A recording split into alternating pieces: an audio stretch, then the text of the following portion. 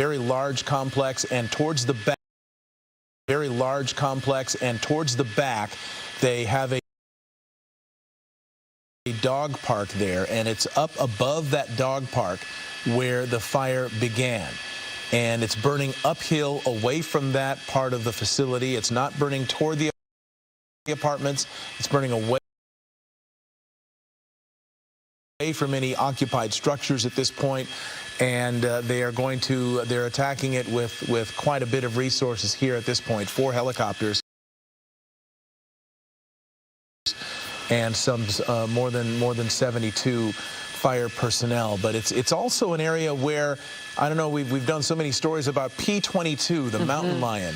This mountain lion lives kind of in this area, not this far down. I doubt if he's ever come down toward the Ava apartments. Maybe he has, but hasn't been spotted there that we know of. But sorry, Colleen, go ahead. No, exactly, Mark. Very well said. And, of course, talking about these apartments that, you know, a lot of us know this area when you drive past it. You just see this huge apartment complex. So, you know, there are just probably hundreds of residents inside there looking out their windows, gathering in their parking lots, and just trying to take a look at this area, knowing that I'm sure this has been a fear whenever you live right next to brush, and especially in the Hollywood Hills where there's a lot of people who, you know, visit this area. It's definitely a cause for concern. It's one of those communities where it is certainly top of mind when you live here. It's one of the things about living here in central, you know, in LA, you're so close to the urban sprawl of the San Fernando Valley, this main thoroughfare that takes thousands and thousands of commuters from the basin into Studio City, but yet you're right up against Mother Nature here, behind a lot of thick brush, behind the Hollywood sign, some of the most beautiful hiking trails in all of LA, and just you know, just a couple miles from, you know, the LA Zoo. As you mentioned, we're right on the border of Griffith Park here. So it is the backside of the Hollywood Hills, adjacent to Griffith Park, very close to the large apartment complex known as the Ava apartment complex. There are several other large apartment complexes right near here as well. So certainly catching everybody's attention here tonight. With each water drop, you could see some steady progress already. Little by little, it's going to take some time, but little by little, they are getting ahead of the fire. Now, the helicopters are only dropping water.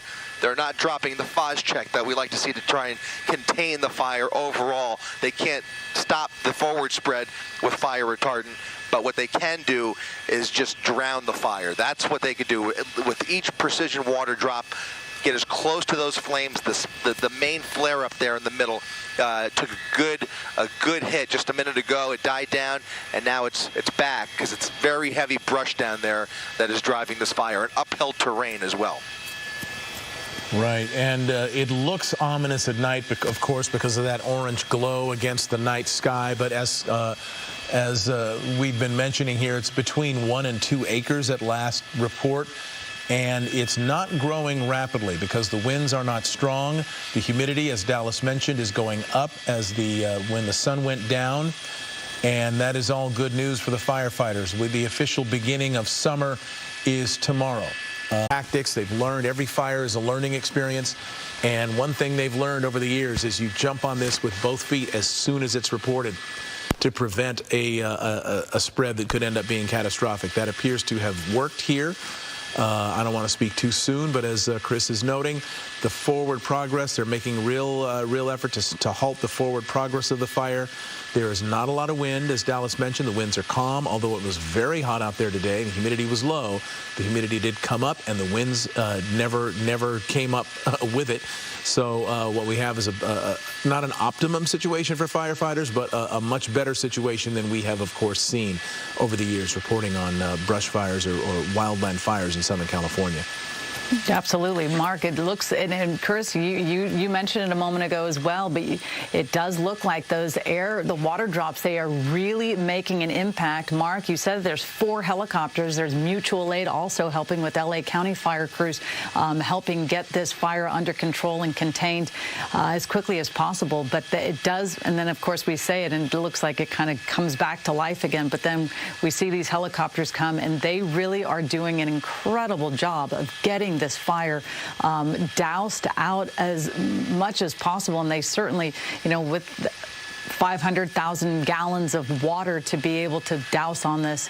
It is making a huge impact, but again, like all fires, they're very unpredictable, and this one looks like it then flares up again as soon as one of the helicopters flies away. All right, and this fire basically burning north and east of the Ava apartments. I want to bring Dallas Raines in right now. If this had been a Santa Ana situation, which way would the winds be blowing right now?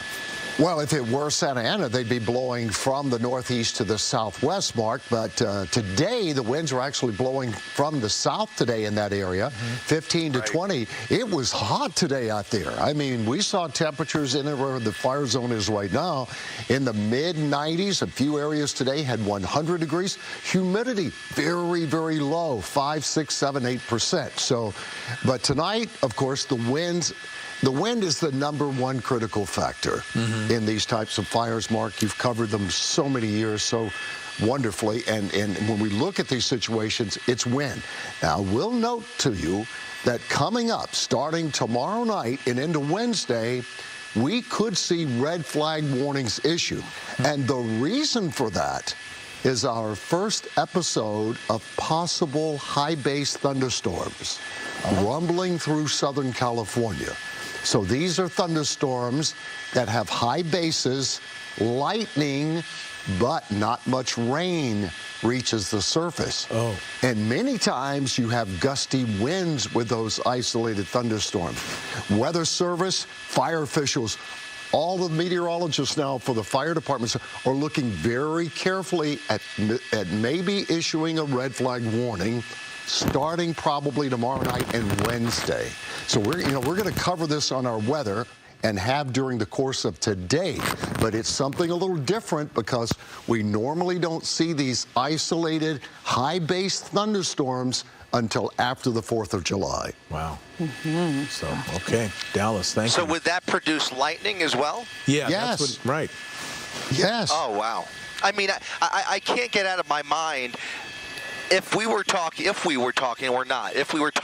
Santa Ana winds, this would be the nightmare scenario. Of course. Literally the nightmare scenario. You're talking a fire that could consume the Cahuenga Pass and literally jump the 101 freeway. It brings back memories of the Saddle Ridge fire just a couple of years ago in Sylmar that quickly spread over the 210 freeway through the Newhall Pass and consumed half of Porter Ranch up there. So that's what it reminds me of. Had the winds been coming from a different direction or even existed at all. Right now, the winds are basically stationary, as you mentioned, Dallas. So they have that at their benefit here, and it's going to play a huge role. There is a 4th helicopter that just took off from Whiteman Airport. That's an LA County helicopter that's joining the firefight. So now a total of 4 helicopters assigned to this incident, guys. All right, Chris Christie in Air 7 HD, thank you. We're going to keep you on station, keeping an eye on this coyote fire that is burning in the eastern Hollywood Hills above Barham Boulevard. Eyewitness News will be right back.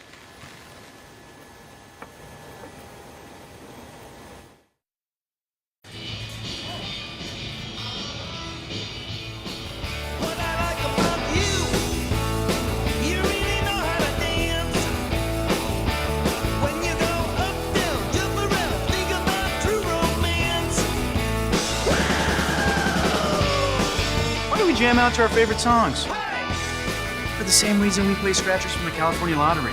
Because a little play can make your day. We hit the bike trails every weekend. Shingles doesn't care. I grow all my own vegetables. Shingles doesn't care. We've still got the best moves you've ever